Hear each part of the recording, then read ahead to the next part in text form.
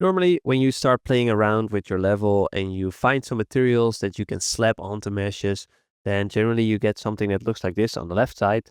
Here I have a grass texture and a basic material, and I slapped it on my cube. I slapped that on my placeholder assets, and actually it looks okay when looking at this small cube. On this bigger cube, it's already not that great. On this big one, it's already getting out of control. And when I look down, this is really bad. This doesn't look good at all. So what you probably something that I see a lot of people do is actually work with texture coordinates, and that allows you to do some tiling, right? We can say, oh, what if we use 3 and 3 for the tiling?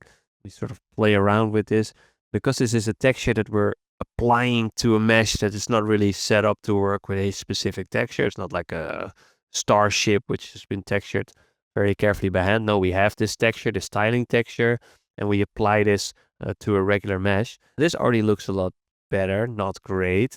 But yeah, once I start scaling this further or up and down, so it immediately starts going ugly again. And now the small cube, you can very clearly see the tiling, it doesn't look as great. So it's hard to deal with. What you can use in that case is world-aligned textures, which we can see here on the right.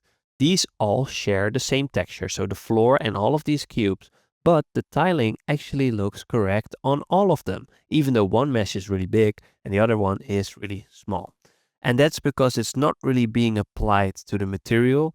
It's aligned to the world, so it's sort of being copy-pasted. It ignores the scale of the mesh. This is following its own rules. Let's have a look at that material and how that is set up. So very similar if we compare the two, right? Let's remove this one. We have a texture and we do some desaturation because of how the texture is set up. But basically it's texture, but now we have this material function in the middle, which is called WorldAlignedTexture. That cannot work together with a texture sample. It needs to work together with a texture object. Just a little thing to know. But what this does is it takes care of that tiling and making sure that it is not really taking into account any of the scales of the actual mesh. And this is something you can just look for: world aligned, normal, reflection, texture. There's a bunch of things that you can use here. I use the normal and the texture one because I have a normal texture and a base color texture. And here's the texture size. If we were to put this on 64, for example, apply, to wait a little bit, we can sort of immediately see, okay, this tiling is a little bit too crazy. If we put this on 1024, sticking by the power of 2, this is a little bit too big. But this can really help out a lot if you're prototyping and trying things out and don't necessarily have a proper model yet with all the beautiful textures made specifically for that, and you're working with some placeholder textures. There's a downside to this. Because the material isn't really being applied to the mesh per se, it's not really sticking to its surface, it's more like projected onto it. If I shoot this cube, we can see it moves around as expected. The material appears to be a proper part of it visually. Right? If I do the same thing here, it's probably hard to see. I'll show you in the editor in a second. But we can actually see the texture shift. I'll show that here by moving it around.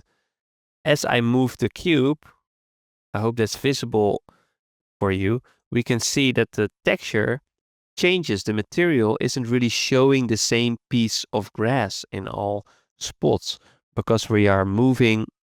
Let me turn this off. And where can we find the gizmo? There.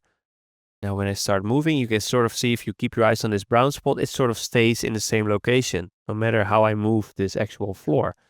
So that is something to keep in mind. If you do a world-aligned texture on an object that is actively moving, it's dynamic, so it moves through your scene, then the textures or the material won't really move with the mesh.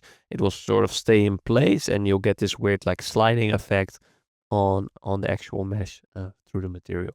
So that's something to keep in mind. It's really powerful, but it has its limitations. And that concludes the world-aligned materials video, and in the next one we'll have a look at the panner nodes, which is also something that comes in really handy often for us designers.